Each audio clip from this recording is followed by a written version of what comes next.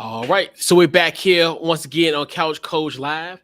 We're here Tuesday night under the lights, a different time under the lights here on Couch Coach Live. We got a great show lined up for you guys tonight. What's going on, Maui? What's up, man?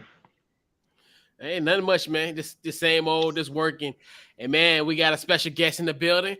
Right, You right. know, birthday boy, Oh, our okay. guy Zach. Zach from the Blue Bloods. Definitely appreciate you for taking time on your day to come on the show. Hey Right, man, right. only you, man. I told you a while back, man. We've been going back. What, this is 3 years now going on. I feel like Almost, yeah. jumping on the Mhm. show. So anytime, man. Mhm. Anytime for you. Yes, Cool, indeed. cool. And definitely appreciate that. So we got a great show lined up for you guys. We're gonna do actually more of a deep dive of Deion Sanders taking his talents to Colorado. So Mhm. we're pretty much gonna cover it from three different angles: our thoughts about it, the impact to Colorado, and then what's next for Jackson State. So what we're gonna do, we're gonna take a brief time out. When we come back, we're gonna keep that intro real quick, and then we'll be back on. So we'll be right back.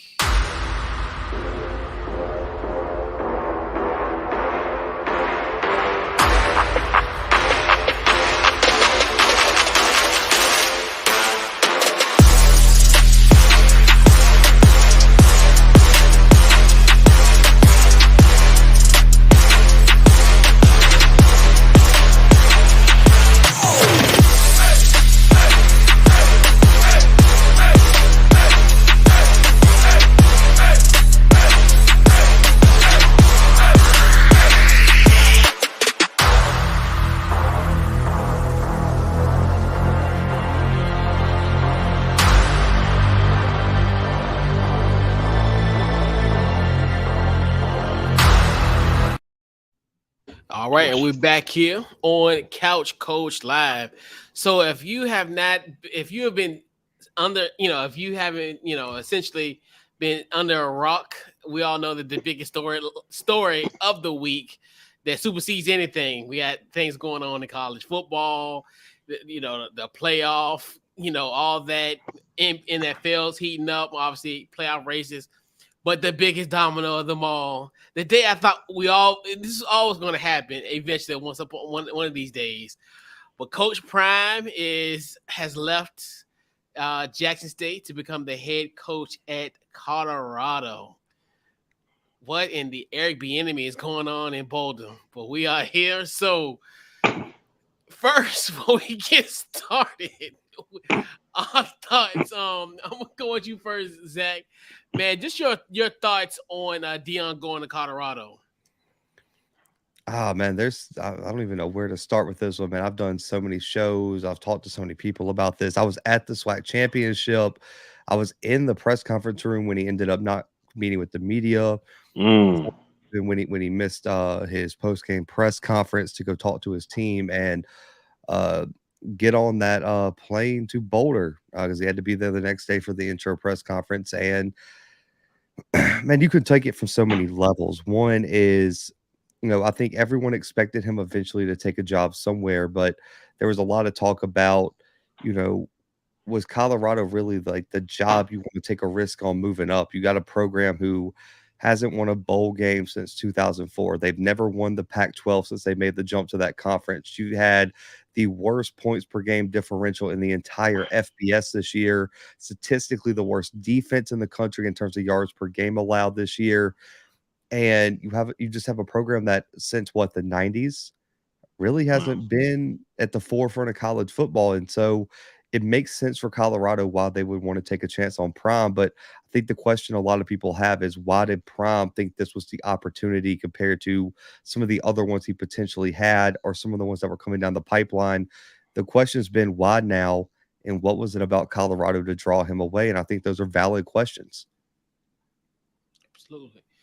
Your thoughts, Maui, on Deion going to Colorado? My perspective has changed all day. Like I went one way and went the other way. The first way I was disappointed because I felt like he sold to me that it was about getting everybody to focus more on ACBUs. I really did. I remember being on the Breakfast Club, him being on the Breakfast Club, or people on the Breakfast Club talking about it. That's what I thought it was, that the NFL, they was trying to give NFL coaches and give so much attention to that. Not saying that he didn't, but the more and more I watched it, I started hearing people talk about his health.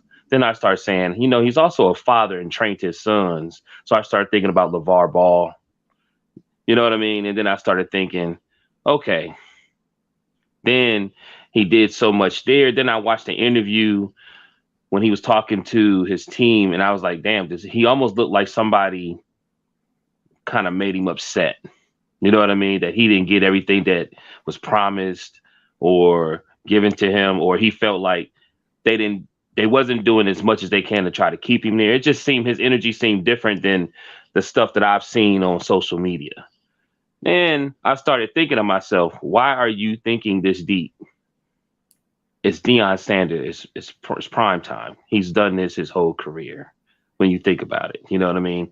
He's I'm not saying he ain't a straight up guy.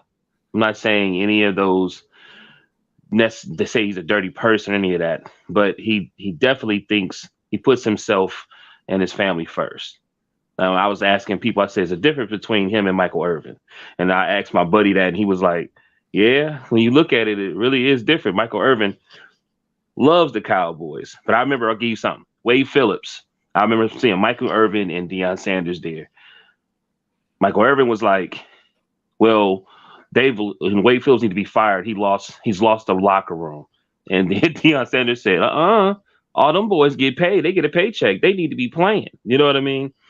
So I thought about that. Then I heard that he would be the first coach to come from ACBU to win a power, 500, 200 or something like that. Then I heard all these different things. I was all over the place, man.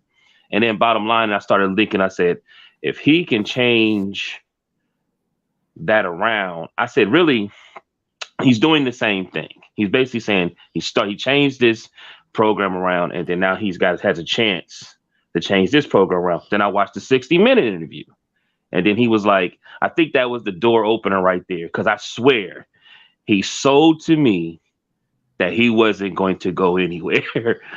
And that's what I got from it. But I'm not like you guys. I'm hearing this is what college football is. The coaches, they leave, they do whatever they do. So right now, that's how I felt. Right now, I feel like I'm actually kind of happy for him. You know what I mean? When people started putting his health involved, and I was like, this is a big opportunity from here. Then I started learning about the portal. And it seemed like as soon as he made this decision, it seemed like this portal has gone crazy. So that's my take on it. Yeah, I think obviously the writing was on the wall with this move. I just think where my thing is this, where I understand where he's coming from. Like you said, this is kind of Deion's MO. And It's one, like you said, I know we talked about it a little bit earlier, Zach, as far as like there were some promises that was made in a sense, it's a calling and what have you of a sort.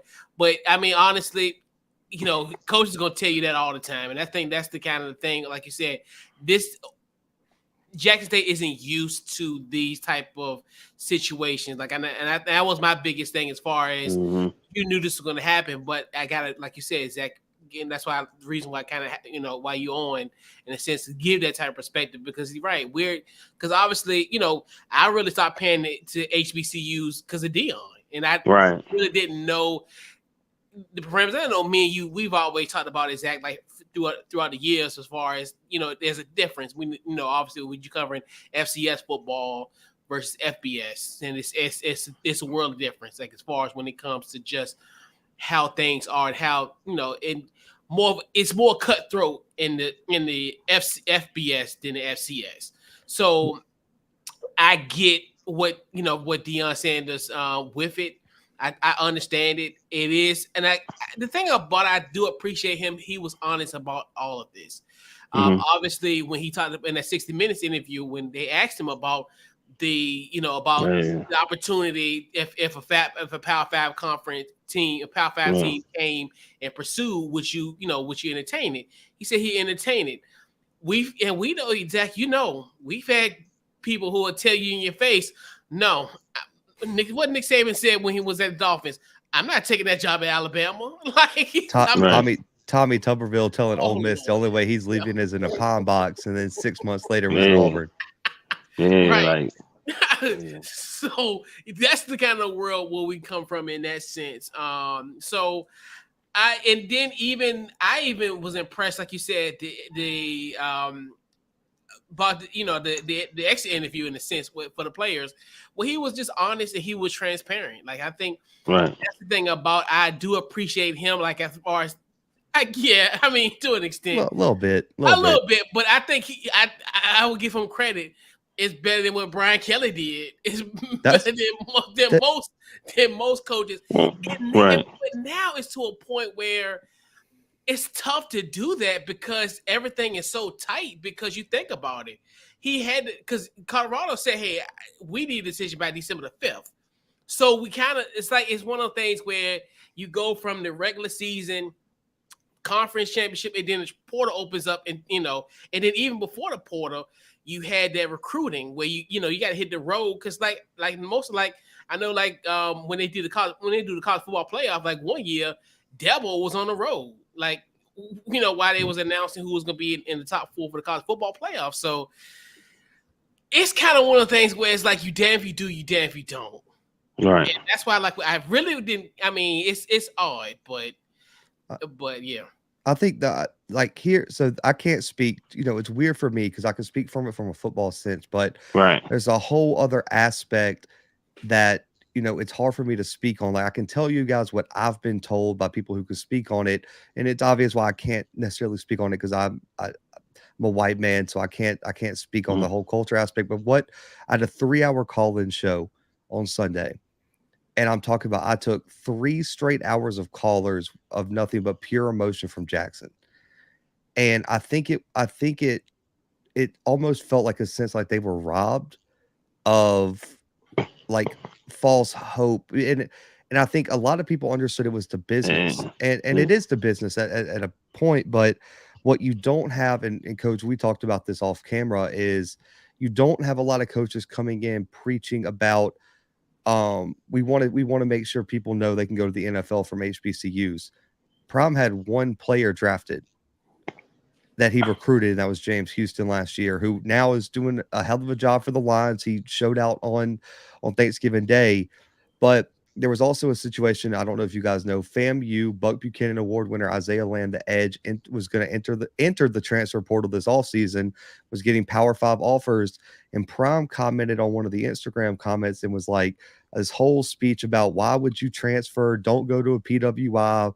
You need to stay and prove you can get taken here and taken this. You don't have to go take the money and take the all the fancy stuff. And now a lot of players are looking at him like, man, you did the exact same thing. And then on top of that too is, yes, we know what Jackson is as a city, man. And regardless of what the statistics say, the fact that Prime took almost like a jab at them in his opening press conference in Boulder really rubbed people the wrong way as well, where he was talking about Boulder. And I don't know if you guys have heard it. Y'all can correct me if I'm wrong. I've never heard a coach mention crime rate in his opening press conference ever.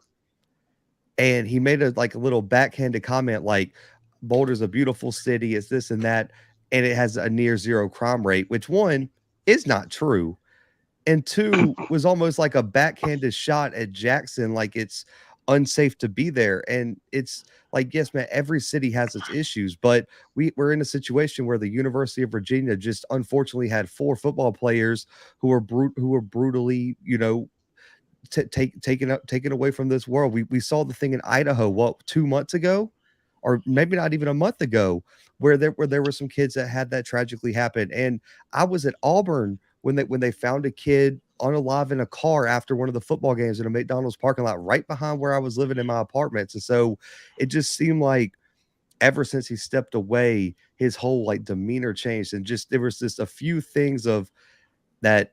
I think a lot of Jackson fans felt like, one, the mission wasn't done, and you sold us on all these promises, and you sold us on you're going to do X, Y, and Z, and you didn't deliver. And then on your way out, you're going to take a weird parting shot at Jackson for no reason. Where let's just remember, 3 of his kids are enrolled in school still, and you still got to come back and coach the Celebration Bowl, which is in 2 weeks. And it's just like it just seemed very.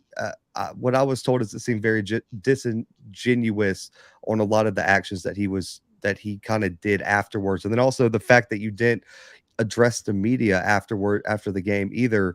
The SWAC office kind of felt a little bit slighted by that as well. So it's just there's been some things I think people are saying aren't necessarily adding up from what he was saying and his actions. And I think that's what makes us different from most jobs is that you don't have coaches play on the religion. Like God sent me here to achieve this, this, and this. And like God spoke to me and that's why I'm here. And then also on the top of that, you played into the whole culture aspect. Right. And I think a lot of people think he didn't really deliver on that. Yeah. Like I was saying, man, like, anyway, go ahead. You good. Like I was saying though, like he sold me because like I said, I felt like they said there were a lot of those schools was going under. And it seemed like he was trying to say, I'm the first one to do it. Let's get more NFL coaches to go there. We can recruit because, a lot of these players, parents know who we are and we're going to show them the right way to get into the league. And I will say this, though. This right there looks bad, but at the same time, it's showing a lot of these students, a lot of these players that it is a business and you need to start taking your career, if you're thinking of going to the next level or whatever league you want to go to, and understand this is a business. You cannot blame the program. You can't do this. You're going to have to really focus on and say it's competitive in every way. You can be replaced and a situation can change and you got to put yourself forward. That's it. So my angle from it, in a sense, because I look at it, this Jackson situation, and definitely shout out to Malik for that comment there. So my biggest thing was I look at it like this: why Jackson didn't cough up that $5 million or cough up extra money? Zero chance. Like they just don't have the. I mean, you're also talking about because this is a lot of frustration from people who one cover HBCUs and two are HBCU graduates. Is that man? It's easy just to say cough up the $5 million, but you also got to go back and look at how underfunded these schools are by the government anyway. And like Prime was was being paid on par with what other FCS programs. Like if North Dakota State's coach, Montana State's coach said I need $5 million. They can't pay that either. Yeah, I get that, but I mean, as far as from an alumni, like an endowment in a sense, where could the community could have come up with the money, considering the fact that he did have $30 million, he contributed $30 million to this to Jackson State. That's my thing. It's almost like you having a Ferrari and not putting gas in it. That's why I look at it from that standpoint. Like I said, I think it could be something where I wouldn't say it's a learning lesson in a sense where I think this could potentially happen. I look at that where maybe like the alums could have came up with something to kind of get him get that money in a sense, which I think even though, like I said, we all talk about two different worlds where it's like to me getting Deion for $5 million is almost like highway robbery. Honestly, in FBS ranks, because obviously we've seen other coaches getting money. We even seen our boy Matt Rule, get that money in Nebraska. So that's like you said, and like I said, now, like I said, I like that's kind of one of the main reasons why I have you on here, because in other words, you kind of take us to that because you're in that world. So it's like as far as because we'll look at it from a microscope and be like, well, everybody else is doing it, but it's a different playing field. So it's almost like, it's almost like you're literally comparing comparing high school to like middle school kids in a sense when it comes from that type of level. But yeah. Yeah, because I mean, you got to think like a lot of like Colorado is how much money is Colorado getting per year from the TV contract in the Pac-12, which is atrocious, by the way. But they're probably still getting more than pretty much the entire athletic budget at Jackson State. Like when Prime got to Jackson State, the athletic budget was probably right around $8 to $12 million. I mean, you're comparing that to some of these P5 programs that are spending $120 million on sports per year. And you when the TV contract payouts and things like that. I mean, it's just financial. Like the argument to stay at Jackson State has never been a financial one. Like if it was about money, everyone understands. But what Prom also sold them on is that it wasn't about money. Like I got money. Why do I need? Yeah. I'm So, sorry. and I say this, I think he was lying because let's just be honest. Prom's got a lot of money, but he doesn't have necessarily, money that's going to last forever. Like if he made some bad investments, you don't know. And so for me, he's the highest paid coach in Colorado history. He's got the highest, if I'm not mistaken, assistant pool money in Colorado history. Like $30 million is $30 million no matter how much money you have. And so I get it. But the fact that he said out of his mouth multiple times that money ain't an issue, then why are you bringing up money? And then the issue a lot of Jack State fans have is that he brought some assistants. He brought a lot of them. And this isn't necessarily my opinion, but this is what callers have told me and people on my show is that if it was about getting the assistants paid, which was what he said out of his mouth, then why aren't you taking the whole staff? If it's about getting them paid, why are some of them staying in Jackson? And that's why I was curious. No, go ahead, Coach. Yeah, because I was hearing like guys were getting paid like $30,000, and because that was kind of what I was hearing, how some of his assistants were getting paid $30K, and I'm like, yeah, that's why essentially he wants to kind of leave because obviously $30K, is sustainable if obviously even if you're a single person, much less if you have a family. So that was where I thought that angle, in a sense, why he kind of bolted in a sense. Yeah, it's confusing, man, because like there's so many levels to it. Because now it's just like a lot of people just feel like they were sold on like a false dream and like had a lot of false hope. And I think there's some truth to that. For me, covering college football, I've covered the P5 level, I covered the FCS level, I've covered SWAC MEAC football. It's just I feel like some fans just weren't ready to kind of be thrust to that level. Like he's the first ever coach that has went from an HBCU to a P5, which is historic. And also another historic thing that's kind of getting swept under the rug because of all the drama is that if you I don't know if you guys knew this, Colorado has hired 4 African-American head coaches out of their last 5 coaches, 3 in a row, which I mean, I don't know if that's ever happened in the history of collegiate athletics at the Power 5 level of any sport. And so there's a lot of great things that I think are kind of being overshadowed by the fact that there is a lot of drama and turmoil and anger and things like that around the departure of Prime. Just think, definitely. They say I know he said it wasn't about money, but man, it's just he was very successful and he brung in a lot, and there was a lot of attention and culture. He brung a lot of different cultures I don't even think was in college football, like from hip hop.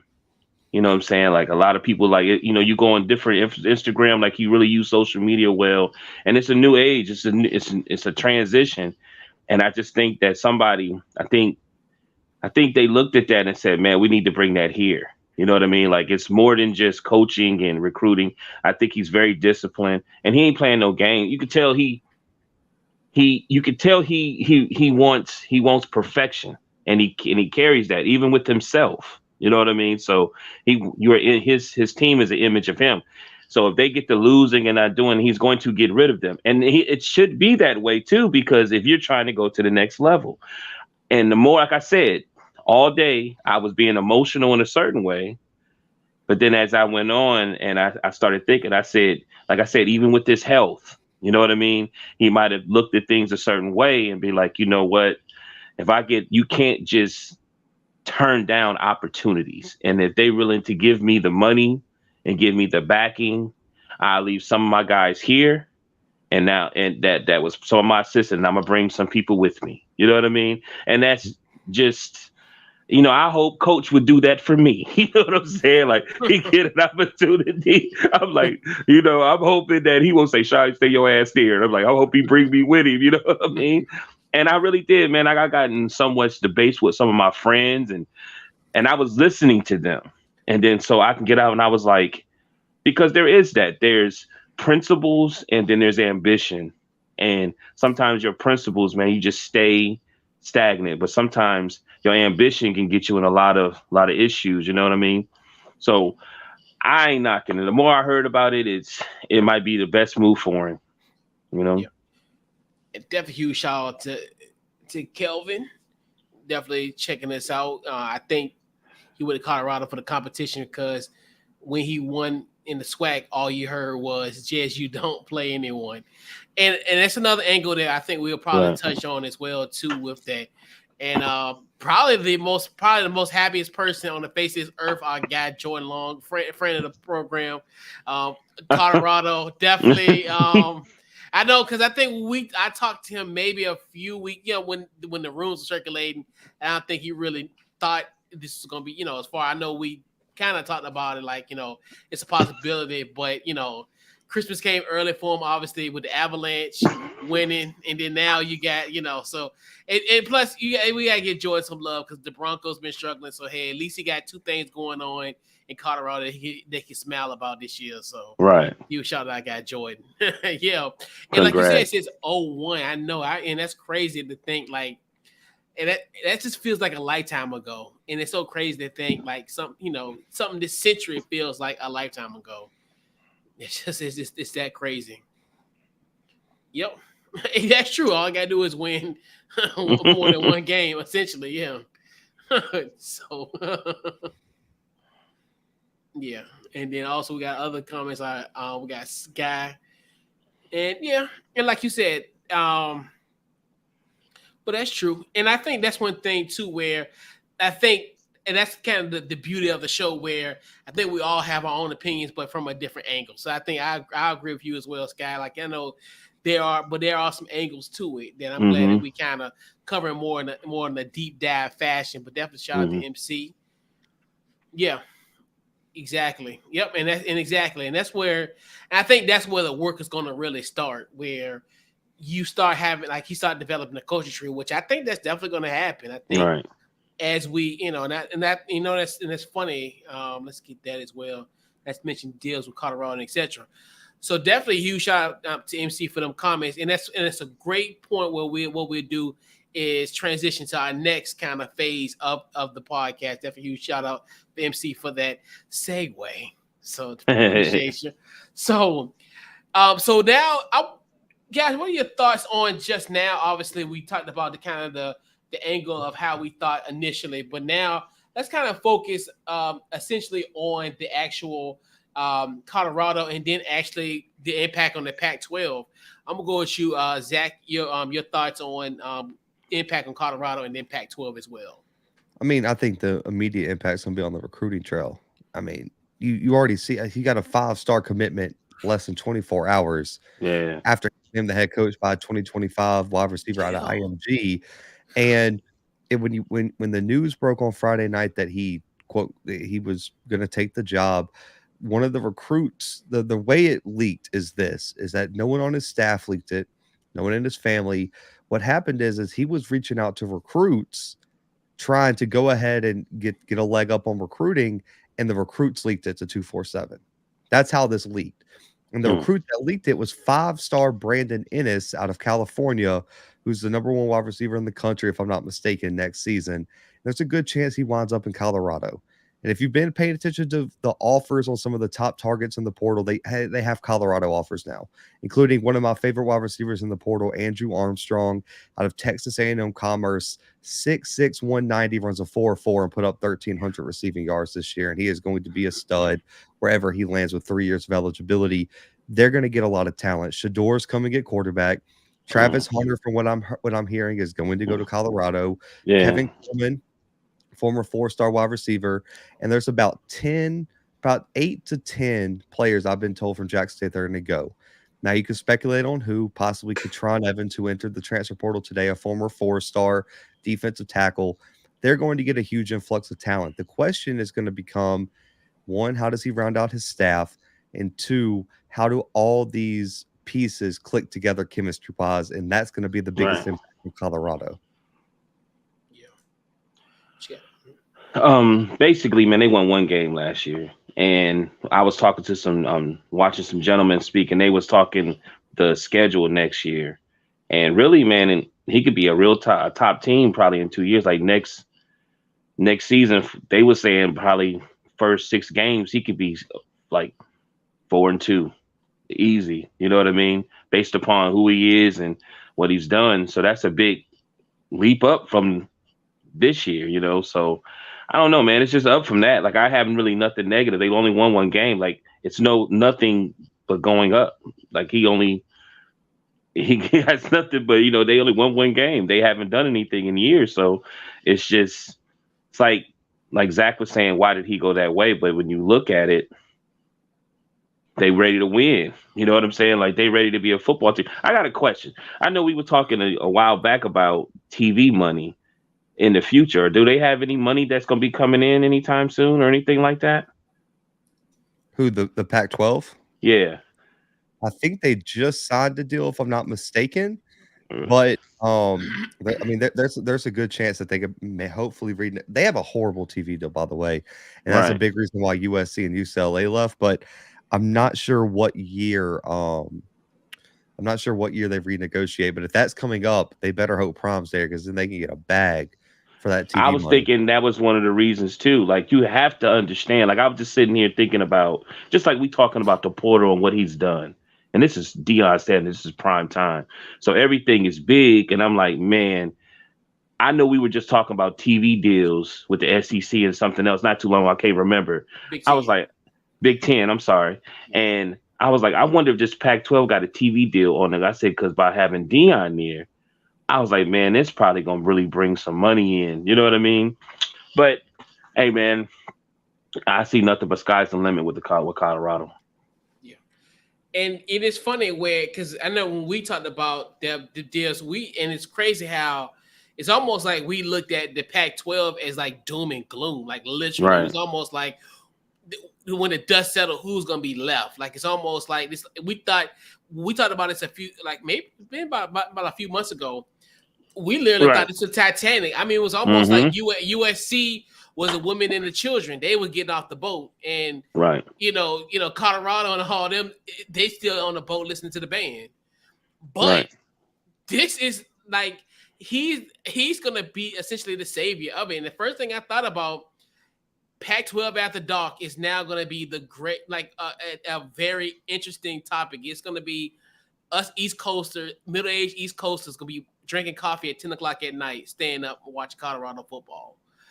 And it's Pac-12 is getting a little sexy out here, Right. in September and October in the fall months. But I definitely think he's gonna definitely help that Pac-12 become somewhat. And then the beautiful thing about it all is we got a 12-team playoff coming up in 2 years. He's gonna, and especially with you, no pun intended, but we got two. Well, really, USC's the only blue blood. Really, I think UCL is really not football blue blood, but USC, with USC leaving, obviously, the big blood in the Pac-12. I mean, the blue blood in the Pac-12, they're gone, and then also UCLA. So you're looking at it where that's definitely going to help, And now we know with the 12-team playoff, a Pac-12 team probably more likely, or multiple Pac-12 teams may get in the college football playoff. So that's going to be something that's very interesting. Like you said, in that transfer portal, it's going to be, that's going to be the best thing for this team, because they can rebound real quick. So every year he's going to tell people, hey, I'm bringing my luggage with me, and it's going to be Louis. And that's every year. He's gonna be bringing 5 stars. He's have 5 stars in that Louis bag every single year. And this is another one where I can see ourselves talking about this maybe in 2 or 3 years. Deion Sanders going somewhere else. Where this is one of the things. I don't think this is necessarily. This is a pit stop as well. All is a stepping stone. All this is a stepping stone to. And I think what he'll do with the Pac-12, he'll bring it to relevance. And like you said, if it's to a point where they're able to re-up a deal, I know if he's still there, he'll be a part of that as well. And if this team makes it to the college football playoff, and be successful, I can see Deion going to. I can see him becoming a coach of, no pun intended, Zach, but a blue blood college football program. So, and I think it's just it's levels to it. So that's one thing, and but I definitely think there's still a big question though. I think for me and a lot of people, and this is why some teams that were rumored to have interest in Prime as a head coach this all season really didn't. There's a huge question mark on whether he really wants to coach long term. Because when Shador graduates and ultimately goes on to the next level or does whatever else he does in his life, Shiloh's gone. Does Prime really want to coach, or did he just want to coach his kid? Because he's coached Shador his whole life through every level of football since he was born. Does he really have long-term aspirations to be a legit college head coach long-term? And that's a big question. That was a question. That was a huge question for Auburn in their coaching search this year. They had real skepticism on whether he really was committed to being a college coach for the rest of his life. And he's already had the health issues. He's already 55. Like, is he going to want to coach for another 15 years after this? And not a lot of people know the answer to that. That's why I compared him to LeVar Ball. You know what I mean? Because I was like, he's been coaching them the whole time, and he was like, hey, I'm gonna get y'all there. You know what I mean? And I heard somebody say that he may want to coach, but you couldn't see Prime being an assistant because there's so many levels to be. Zach said, "No, I can't see it." Yeah, and that's why he went to Jackson State, because that's why he went there, and because that's really the only place that at that particular time that would have actually had him as a head coach. Because, like you said, this isn't we don't have Jim Irsay as ADs out here in these streets where they just gonna get a guy off the street. Versus, he had to kind of go through a different route. So that's, like you said, that's what Jackson State kind of was a part of this, because they ain't Auburn not going to just gonna get Deion off the street without no coaching experience. Yeah, your AD not Jim Irsay. Zach, do you think that a lot of coaches are nervous because with Prime's success and him being able to relate to a lot of the players recruiting wise? Do you think they're a little nervous? Yeah, I mean, they're probably okay. So they're nervous in a different way now. I mean, they were really, really nervous while he was at Jackson State, but I mean, now they're super nervous because now he's got the same facilities everyone does. He's got the same money. Like, I mean, he was out recruiting some Power 5 schools on a $200,000 recruiting budget or something like that. It's like something that was nothing. And now he's got a Pac-12 recruiting budget and Pac-12 money and Pac-12 facilities. I'd be terrified. He landed the number one player in the country and convinced him to come to the SWAC for the first time ever to Jackson State. And you don't think he's going to be able to convince kids to go to Boulder, Colorado? You out of your mind if you don't think he's about to clean up. Right. And that's why I think people that are emotionally upset, they got to broaden their horizon and really think. Like, I don't think they thought this situation was going to be as big as it was, because it really outdid what I think the projection was, the success, the attention, and he had to move up. I felt like, just for college football, he was bigger than that. It is what it is, you know what I mean? And he had to go to another level. Luckily, he's bringing people with him. Yeah. And it trips me out, like all of that. And like you said, people nervous. Trust me, your rival, your other on the other side of Alabama, Nick Saban. He remember that time when like Jim Harbaugh had like a camp down like south. Yeah, he went off on Jim Harbaugh. I'm like, really? Those Aflac commercials are going to be real awkward now. For sure, yes, they definitely now, because like they on the same playing field, like you said. It's like, what's going to separate? Is he right? Because what you separate Jackson State and Alabama was the facilities. Now you can match that. Like, you can definitely match what they're doing. And like you said, everything, all the trappings of FBS football he has that as well. Like you said, that recruiting budget. Oh my God, that's the thing. Just imagine what he can do with that budget. What he did with that small budget. What can he do with this bigger budget that he got? You know, I was talking to a buddy of mine, and he said we don't even know how many times he's had opportunities to coach that he turned down. You know what I mean? Because we do. You do? He interviewed with Arkansas, and Arkansas didn't want to give him a shot. He interviewed Arkansas before he went to Jackson State. He interviewed with TCU last year, and I mean, listen, you can't blame. I mean, TCU made a hell of a hire. I mean, there's a reason they're in the college football playoff. I mean, he's spoken to multiple P5 institutions. It's just there you go. That none of them wanted to take the shot. And now that, he went to Jackson State, I mean, USF had legit interest this offseason. It was just that they weren't going to pay him the money that he's getting at Colorado. Well, there it is.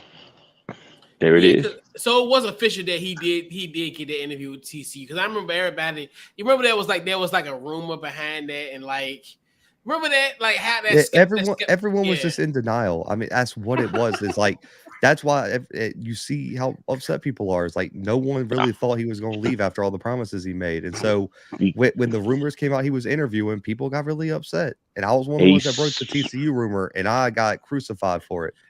Telling you. That's why I started laughing, bro. He sold me, B. He sold me.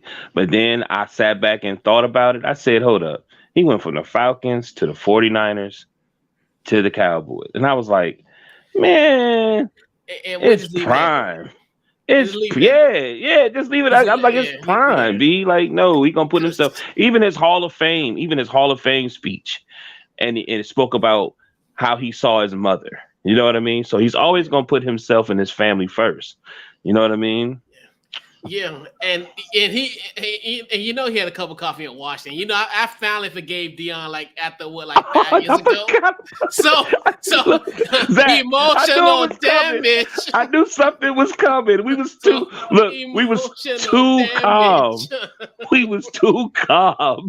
I knew it was something. That's what I said. When you kept on saying the team, I'm like, stop it at Dallas, like, because I don't even want to revisit. I forgot. Yeah. So emotional damage. I forgot he played for the Commanders. I forgot he played for Washington. I swear, I think we just finished paying Deion Sanders. I swear, probably about 2008, 2009. I think we stopped paying Deion Sanders. Yo, do you know? You see? Did you know they said he only made $30 million in his whole NFL career? Yeah. That was the late 90s. I mean, he kind of missed. He was just before like the explosion of contracts. Yeah.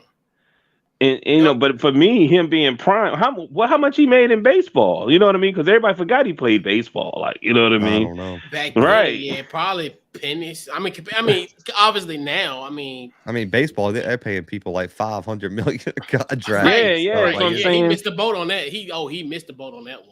So I was shocked to hear that, because it is prime. You know what I mean? Mm-hmm. But he probably made way more off of endorsements, I would imagine, and like side hustles and things like that than he did his play. Because people forget, like, because I'm still young. I mean, I'm still younger too. But like talking to my dad, and like I've talked to my grandparents about, like, people forget how little people got paid back in the day in sports. Right. Like, NFL players in like the 70s and 80s had to have like other jobs in the off season because they weren't making enough to live back in the day. But that's Deion Sanders in prime time. I thought he made a little bit more than that. I mean, seriously, I thought he made a little bit more than that because of who he is. And he's one of those guys that don't nobody remember Andre Rison unless you love TLC. You know what I mean? And you know what I mean? Like, don't nobody remember some of them dudes like Michael Irvin. Thank God. You know what I mean?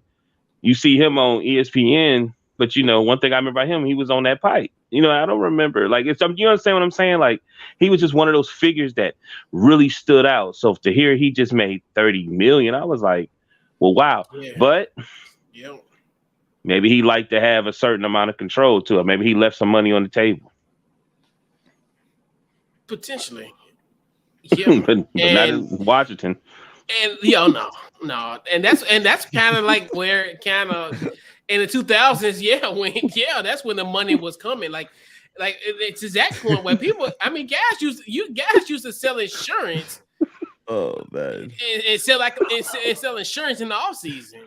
he said Deion made $30 million in his career. 29.8 were from Washington. I mean, you might say that.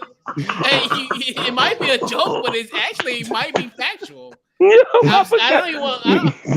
don't even want to go on Wikipedia, like, because that might break my heart. I'm laughing because I remember bringing this up when we first was on the show back in the day on a radio show, and he was not happy when I spoke about him. So it just took me back there. I was like, I couldn't believe to hear somebody talk about prime time that way. I was like, well, excuse me. Wow. We repaired that relationship. I mean, that was, you think about it. Dying. That was no, you don't understand. That's the worst of times, that. bro. Yeah, that was the worst of times. Well, how you feel about Ryan Clark then? I actually like Ryan. He's the one who we should have kept. Like, we should have kept Ryan Clark.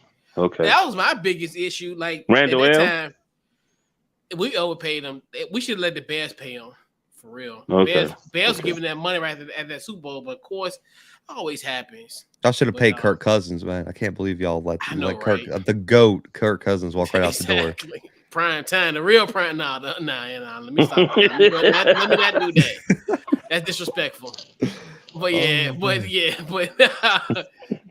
yeah, that's true. Yeah. So let's see. Yep. And definitely huge shout out to Ursa. They had three players. Michael Please, I believe he was a transfer from Southern Miss. He entered the portal. He's a linebacker. The 4-star Katron Evans, defensive tackle, he entered the transfer portal today. And the 4-star Florida State transfer defensive end Josh Griffiths entered the transfer portal today too. And we already know Shador, Travis Hunter, and Kevin Coleman are pretty much in the portal, just not officially. They're going to be in the portal. Yeah. They said 3,000. Yeah. Man, it's crazy. It's crazy. I've seen all these lists of players in the portal. They just need to make a list of who's not in the portal, and that'd be so much easier to figure out what's going on. Who will stay? Who's staying? And that's the other thing. How long has this been going on the portal? I mean, it's always kind of like been around, but like free agency, where everyone could get some free transfer and can go in whenever. It's only been about a year or two.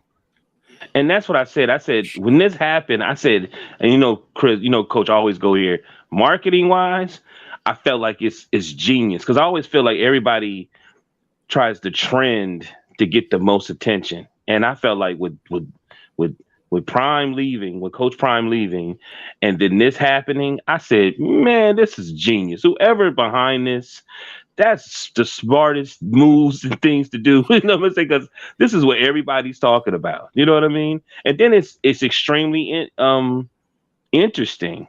You know what I mean? To see, they said 3,000 kids into the portal. That's crazy.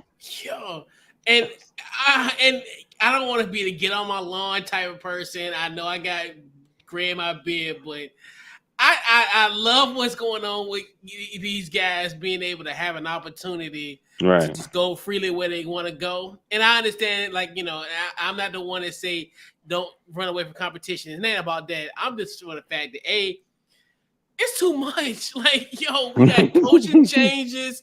Then we got the portal, and then it's just like, I follow college football, but I don't cover it like you, Zach.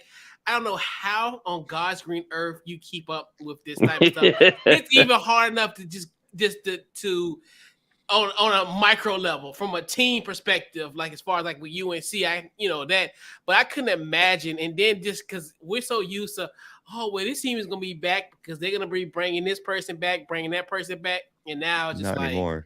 It's like more, but I mean, it's because with the NFL you have free agency.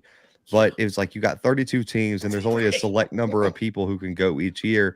Now in college football, especially with me, because I cover both levels, I got 275 teams with rosters of 63 at the FCS level, 85 plus at the FBS level, and everyone can just leave at the blink of an eye, like whenever they want, and wind up wherever. I mean, it's just it's insane. Oh, I feel, and I think the biggest thing I'm always like, high school kids. I like gosh, like that sucks for them because, Right. like, normally, if you're a third 3-star guy, you got an opportunity to go somewhere. But now it's Right. just like, who am I going to choose? I'm gonna choose a guy that's all conference, and you're a 3-star. Like, so it's just like, it sucks. But yeah. If you want to pull up that comment from Kevin, I got a little bit Let me of see. I got you. info on him because Sean Lewis is the offensive coordinator that Prime is rumored to hire, and he's from Kent State. And Okay.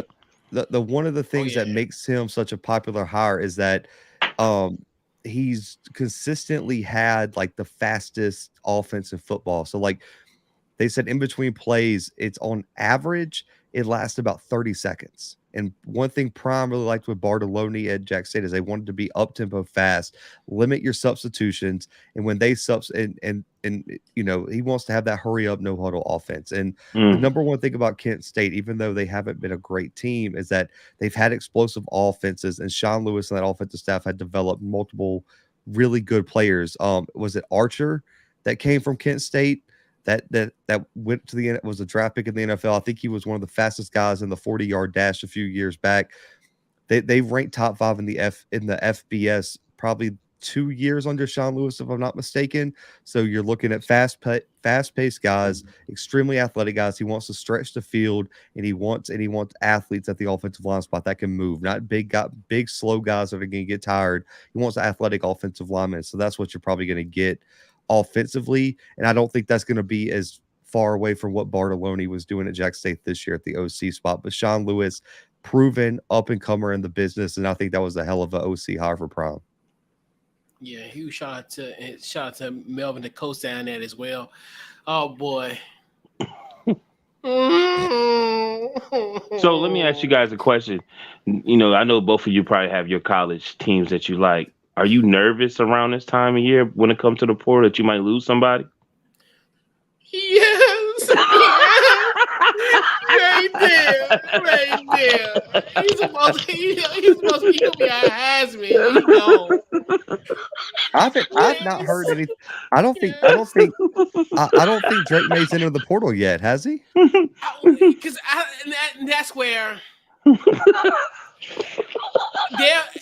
because now with Twitter, everything that's going on, I don't know if this is a dupe. Somebody like a blue check put it on Twitter today, saying that he was going to put his name in the portal. That it was imminent, like not official. But I'm like, okay, wow. the blue check guy is a troll account. Okay, that's what I was thinking. Thank God. Like the sideline, the Bama account said, Drake May is not in the portal, and there's no interest from Bama right now. I don't know. They wanted him though. They wanted him once upon a time. So tonight I'll be okay, but hopefully when I get up from my slumber. The real TJ's trolling, man. Like Drake May literally said in his press conference that he's coming back to UNC. Who left UNC? I heard somebody left though. Tony Grimes, the cornerback, 5-star. That was Dre Bly's. That was his protege, a 757. I mean, a Virginia guy. Like he's a stud too. He's a dog. He's such a dog. Oh gosh. So at school like yours, Coach, you think you're always going to have issues with that? Everyone's going to. I think everyone. Really? Bama's lost a lot. Like 6 players today. Because here's what you're going to have happen. And I've talked about this on my show.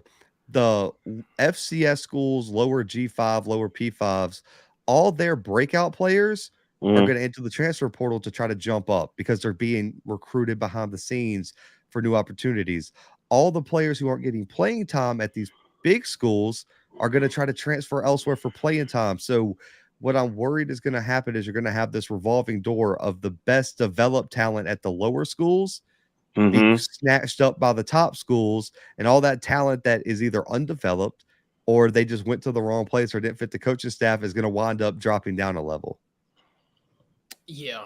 And that's the thing where, like, yeah, that's one thing too. Where and like you said, it's to a point where everybody's gonna try to go. It's almost, and it's gonna be the most weirdest thing. It's almost gonna be like musical chairs when it's all said and done with. Like, are you gonna have a seat when the music ends? Yep. There's gonna be a lot of kids that don't have a home, and it's gonna be So sad. that was my next question with the portal. If you from coming from Alabama, you get in the portal, nobody pick you up. Well, you just out You're there. just stuck there. You're just stuck. Wow. Yeah, and that's crazy. Like, that's the thing, and this is one of those where be careful what you ask for. Right. You think the grass green on the other side, Right. and Yep. That's what Prom said. Right. yeah, He said, "Don't go jumping in that portal looking for greener pastures and wind up out there alone, cold, and wishing you had a place to play." And that's like those type, and that's what makes him stand out of all of it, because he's so transparent about these things. Because I have, and I don't, even though obviously I've never heard like a coach really tell you like that. I've heard kind of coach speak about stuff. Well, just in case someone gets hurt, we want you to be here. We want to create depth, knowing that that person not gonna be starting. He ain't gonna see the field. I think most coaches are transparent behind the scenes. The difference with Prom is he ain't afraid to say it in a press conference, and he's got his son following him around 24/7 with the phone. Nick Saban behind the scenes is telling people, you need to get on up out of here. You ain't gonna play here. You know better than that. Like, you just didn't turn out. But like, he isn't going to a press conference on YouTube telling the players that they ain't gonna make it and they better enter the portal. He's just gonna tell you behind closed doors that you're gonna have to make that decision for yourself. Right. True. Yeah. Because my goodness, man. Yeah. Because like you said, it's cutthroat at best. So we got one other final angle I kind of want to discuss is what's next for Jackson State. So, and like I said, you're the perfect person to kind of ask this question, Zach. What's next for Jackson State? They're gonna be fine, man. They got a great AD in Ashley Robinson, and I think there's been a large misconception of everything that Prom did for the SWAC. He's getting a lot of credit for a lot of things that aren't his doing. Like, the TV contract was signed before he got there, so he has nothing to do with the new TV contract that the SWAC has. Some of the facility upgrades were due to him, but there were a lot that were already being built when he took the job at Jackson State.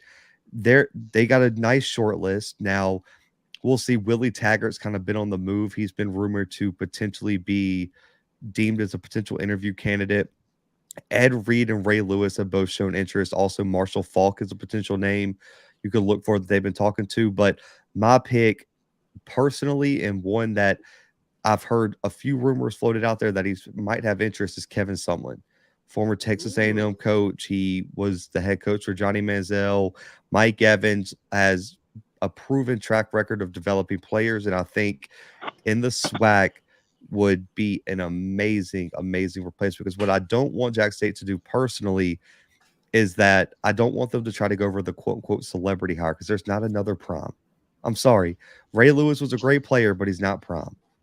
Ed Reed was a great player, but he does not bring the same cachet that Prom did. I think what you need to do is, regardless of the name, go hire a good coach. Because what Grambling did, no offense, I'm going to take a shot here, they went out and hired a name, and the name was Hugh Jackson, and I just don't think Hugh Jackson can coach worth a damn. And now, guess what? They had a losing season because they suck. So don't go hire a name just because it's a name. Go get you a good coach. And the Taggart rumors that I see in the chat, that was proven false. He's also taken interviews with some NFL teams. He was just there to visit.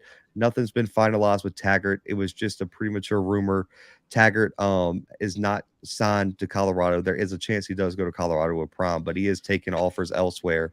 But I would say go after Kevin Sumlin. If you can't get him, man, hopefully they have a nice plan B or C. But my pick would be for Kevin Sumlin to be the next head coach of Jackson State.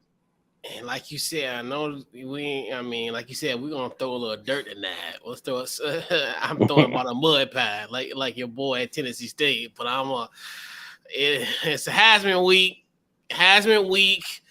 The coach of Tennessee State, I don't want to put his name out there. We know what's going on at Tennessee He's State. on the hot seat. Yeah, he should because Real hot seat. It was a team that I think I forgot they played the team.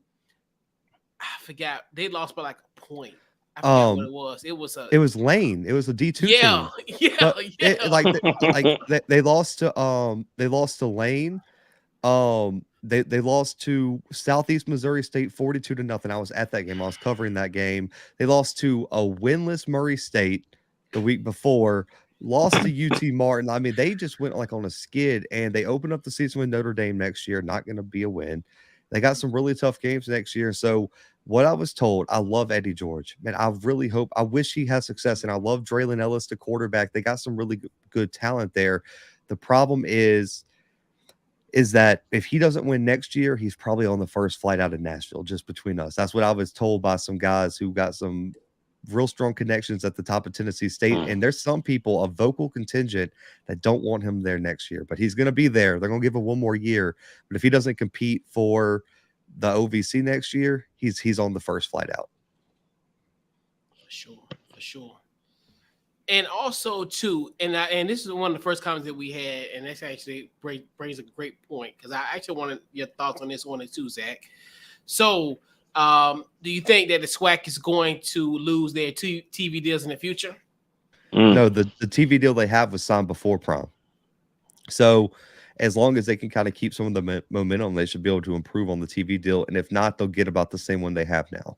So I don't think they're going to lose a TV deal. It was signed before prom, and it's going to go to the end of the contract, and then they'll renegotiate. So I don't think the TV contract is going to be affected, because it's been in place before prom, and it's going to be intact after. For sure. Any thoughts on what's next for Jackson State, Maui? Well, Jackson State, this is what I think you should do. Definitely all those leftovers in the portal, go after them. Then I'm just kidding. But I don't know, man. Just follow the same MO. Like, he seemed like he laid down a foundation. You know, I don't know much about HBUs or the coaches that should go there, but just hope they just keep following the footsteps that Prime left there and keep that winning. Because I believe next season that if they don't do that, them teams are going to try to really, really, really tear them up since they went undefeated. And if they don't have somebody there that is going to take everything serious, that they have the same discipline and the same principles and the same winning status. Because I saw the exit speech that he did with his team, and they seem a little emotional, a little soft. I just hope that some kids were saying they never been in a undefeated team or been in a winning system before, you know. So I'm hoping that I'm hoping they can keep that going. Maybe, Zach, you think they'd be able to figure it out to keep it moving forward? They'll be fine. You think so? Yeah. Okay. I mean, that they've led the FCS in attendance for like 10 years. Like, they're going to still have fans, still going to be notable in the FCS. You know, some of the national media attention may go away, but I mean, they're still going to do their thing. I ain't worried about them. And as long as they make a solid hire, they'll be just fine. And also, all that talent ain't going to leave. All of it ain't going to leave, because they're not all going to be able to go with Deion. I do think that some of the talent will stay. Who's this dude? Yo, TJ's on fire tonight. TJ throwing flamethrowers.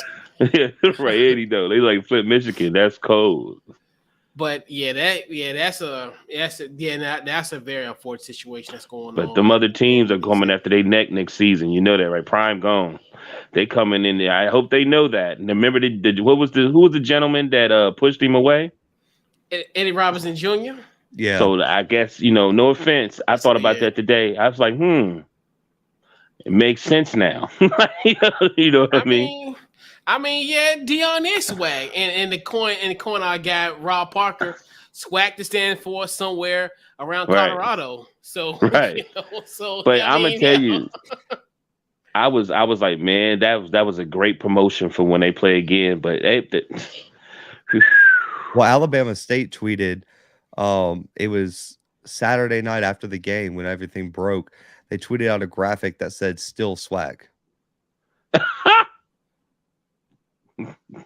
yeah, but it is what it is, and like, hey, Right. and I Right. get it, but like we talked about it even on our, on the show a few weeks ago. I mean, hey, he did, he's done a lot for the swag in Jack State. Like I said, that would have been I think that would have been a great time for him to kind of pick his brain and kind of, and develop stuff. Because to me, we always knew this day was going to happen. This would have been a great opportunity to kind of pick his brain and, Oh, I can't wait. And you're right. And like MC said, yep. I'm on Radio Row for the Celebration Bowl. Oh, I cannot Nice. wait for that interview. And I that got alone. so many questions. It's gonna be amazing. And I the first one's got to be. I mean, I need to know all the details, man. Like I need to know everything at that point. So listen, a week from now, I'm really really excited for that. Yeah. Shout out to Zach, man. You be in Atlanta. Go get some. He said Atlanta, right? Yeah, I'll be in Atlanta. Yeah, in Atlanta. Lemon pepper, Lou William lemon pepper wings. Go ahead. Trust me. And don't worry about the atmosphere. They say they got a buffet too. Don't worry about the atmosphere. It's just atmosphere. Oh no, I've been in Atlanta a while, man. Like I tell you, when you go to Auburn, Atlanta's right there. That's you got to go there all the time. Oh yeah, for sure. Oh yeah, that's right. Cause you really close to Atlanta, like Right. compared to the other part of Alabama. Yeah, you are close to Atlanta. I forgot about that. But yeah, for sure. But yeah, man. So definitely appreciate you for coming on, Zach, tonight, and and talking to us about this Deion Sanders, a deep dive into this. So, Zach, tell them where they can find you on social media and any upcoming project what you got going on. Yeah, man. Funny enough, I dropped an interview with Alabama State D lineman Nelson Jordan the second today. You can go check that out. Also, if you want to know how people from Jacksonville, I got a 3-hour call-in show on the channel. From leaving to Colorado, everybody and their mama from Jackson called in and let their thoughts know. And it's a great show. Shout out to everyone. I'll be in Bozeman, Montana this weekend covering the FCS playoffs. Man, it's gonna be cold as hell up there, but you can catch all the content coming back from that one next week. But you can find us on YouTube, the Blue Bloods, our website, thebluebloodspod.com, and on social media it is at _BlueBloods. Yeah, man. So right. Is that the one when you're married playing? Are they playing in Missoula? Okay. No, they're playing in Bozeman. Yeah, it'll be that one. I'll like to see Kalen Newton and there's rumors Cam might make the trip, man. If I see Cam, I gotta get a picture with him, man. For sure. For sure. And make sure that camera don't freeze. Oh man, I'm so worried about that, man. It's gonna be man, they make kickoff in Bozeman, Montana, 9:15 p.m. Central Time. 9 o'clock. It's at 9 o'clock at night. Yeah, so in 10 the o'clock mountains. Eastern. Oh Lord Jesus. Yeah, 10 o'clock. So it'll be 8:15 Mountain Time. It's gonna be about 12 degrees. Wow. Kickoff, not even including wind chill. Lord. Yeah, it's gonna be so cold. But today, I live in Mobile, Alabama, so I had to go buy all kind of thermal stuff to wear up there because I'm gonna be working the sidelines. It's gonna be terrible. Oh God. I'm sure. I went to Harrisonburg. I thought I was gonna be like Leonardo DiCaprio on Titanic. I thought I was gonna die that day. And that was like 20 degrees. Oh, jeez. Oh, Lord. Yeah, man. Definitely stay warm, like you said. Yeah, man. Long johns, the heat warmers, all that. Everything. Things with the hands, your feet, all that. Yeah. I went shopping today. I felt like I was like prepared to like rob a bank. I was buying like the face covering, gloves, a beanie. It's like I was like, man, I'm floated up over here. I know they would be like, what? Yeah, like you buying all this in Mobile? It was 75 degrees today, man. I was in shorts and a t-shirt, buying like I was about to go live in an igloo. Right, like I hope you did all that in cash. I hope there's no trade.